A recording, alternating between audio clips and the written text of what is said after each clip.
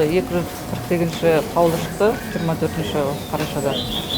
Сол бойынша бізде сауда үйлеріне және сауда ойын орталықтарына рұқсат берілді. Сенбі күні жұмыс істеуге.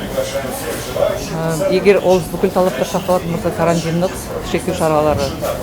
Егер де бізде мобильдік топтар жұмыс істейді ғой. 2 мобильдік топ бар біздің аудан бойынша. Ол таңертең сағат 3-тен кешкі 10-ға дейін, одан кейін 11-ден таңғы 4-ге дейін. Сол мобильдік топ осы сауда үйіне кіріп, карантиндік шектеу шараларының бұзылғандығын, если анықтаса, онда осы рұқсат алынып тасталады.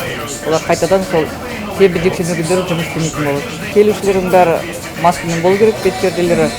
Кірген кезде адамдардың дене қызуы өлшену керек. Одан кейін кіреберіске санитарлық тораптардың және залдарда санитайзерлардың тұруы, антисептиктердің. Әрбір бутикке ара қашықтық сақталу керек.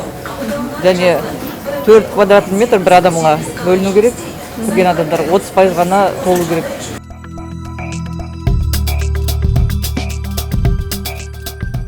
Сегодня мы проводим мониторинг готовности объектов, торговых объектов города к работе в субботние дни.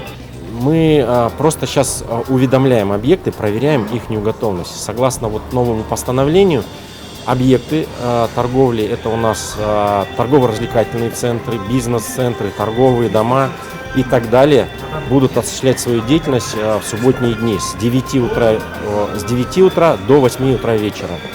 Сегодня мы провели мониторинг на 4 объектах города. Это торговый дом «Жанур», рынок А7, торгово-развлекательный центр «Кируен» и торгово-развлекательный центр «Азиапарк». Мониторинг показывает, что все объекты готовы к работе в субботние дни, исполняют все необходимые требования главсанврача.